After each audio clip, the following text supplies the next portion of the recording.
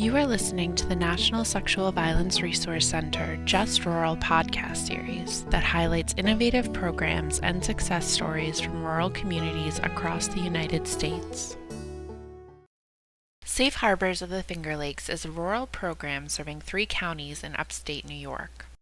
They were established in 1982 and provide both sexual and domestic violence services for the area. Safe Harbors has a history of successful collaboration with their local child advocacy center. To better understand their approach to this collaboration, I interviewed Rachel Gregory, who is the Prevention Education Coordinator and Youth Counselor at Safe Harbors. Rachel discussed some basic logistics for her center's collaboration, but ultimately focused on the importance of forging through difficulties to show the value of an advocate and that every community partner plays a role in keeping services child-focused. I asked her to share about how this collaboration got started and some of the everyday logistics of providing advocacy at the CAC. The collaboration kind of started back with a core group of some of the people in our community who work a lot with children and had looked into doing the CAC. And it started with the CART team, the CART committee, and expanded to an advisory committee and all that to start the CAC and improve the response to child sexual abuse and to help our victims and to serve our victims better. Some of the main ideas came from the DA's office and victim services. In Ontario County, we have a great victim service coordinator who really helped to spearhead some of those programs and ideas for a child advocacy center.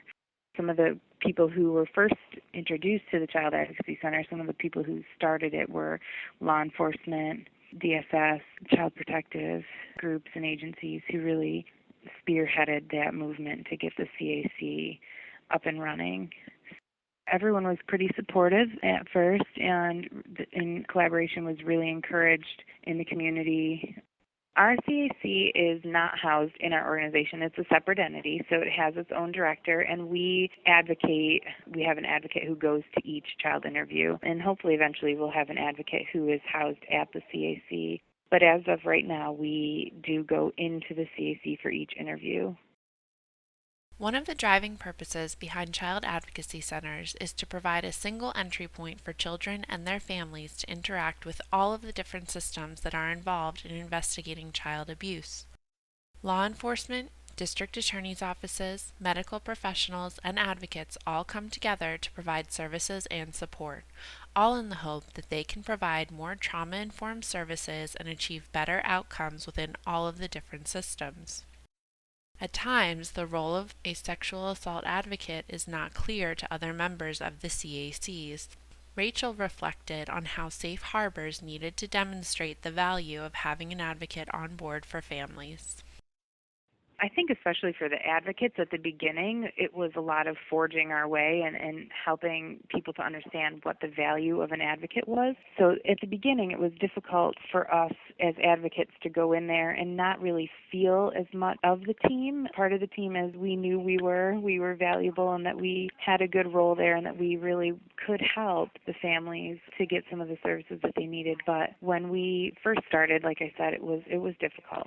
Making sure that we were staying child-centered and really kind of showing what our value was in these family roles and making sure that we made the connections with the different committee members to show that we were just as much a part of the team and a valued part of the team as some of the other members were. You know, law enforcement has to be there. Child protective has to be there in a lot of the cases. But the advocates, sometimes it seems like maybe they aren't needed as much. But really, for the CAC and where we are today, being part of that was really important. And working with the non-offending caretakers takes a lot of the stress off of CPS or off of law enforcement. So just kind of showing your value and what you do was difficult at first, but now have come a long way in making sure that the team knows that we're there to help them as well. In this case, Rachel described a tough start to the collaboration between all of the different community organizations and services involved in establishing the CAC. working together has really come a long way in the last couple of years. When we first started our Child Advocacy Center, it was hard to get everybody on board and make sure that everyone was there for all the meetings and that sort of thing. But the director that we have now has really come a long way in making sure that we all feel welcome and feel part of the team, and that our opinions are validated, and that these kids really are getting a better service. We're trying to make sure that we keep the main focus on children, and the program did meet a little bit of resistance at the beginning with some of the counseling agencies who really didn't want to change the status quo. They wanted to keep serving the child victims and didn't really see the need for some of the collaborative means of interviewing children, but eventually came around, and the group has been working together really well. At times, diplomacy was kind of hard, and people were not really wanting to listen to each other's different perspectives. And eventually, it came around where we needed to get a director who really could kind of spearhead the different disciplines and opinions to make sure that everybody was kind of in the same neutral ground. And often today we kind of kid about her being like Switzerland, where she's kind of neutral and really is very good about making sure that everybody feels valuable and that they understand that there's a place for each one of us. There's a reason we're all there to make sure that children are being served the way that they need to be served, and that we're not missing anything, and we're getting along even when we don't agree necessarily. While it took some leadership and conflict management on the part of the CAC director, Rachel emphasized that this work was worthwhile. The outcomes for children and their families within the many different systems were improved, and the community team members were able to celebrate some major successes along the way. Some of the successes that we've had are, that first of all, we had the accreditation. So we really all came together to get state certified and nationally accredited, which was a huge success and really was just a wonderful thing for all of the team members to feel like we really came together and made this happen for our community. And so that really been a wonderful part of the CAC. The team pulled together and accomplished what we needed to be done, and that was just great. So another thing that I think is really important is that we've really been able to maintain the focus on the child and making sure that we keep that focus on the child no matter what, which I think is hard to do sometimes when you have different agencies who all have their different mission statements and different reasons for being there. But when you make sure that we really keep it focused on the kid, we have accomplished a lot with that. I asked Rachel if she had any parting words she wanted to share with other sexual assault programs who are thinking about building better collaborations with a local child advocacy center.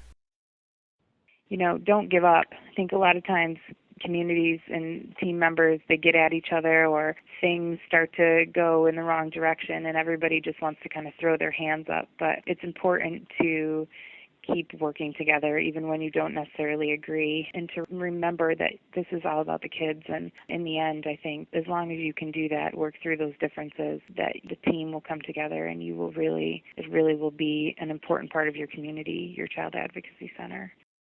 The words she offered were encouraging and mission-focused, reminding us that overcoming difficulties and disagreements ultimately creates a better community program for the children.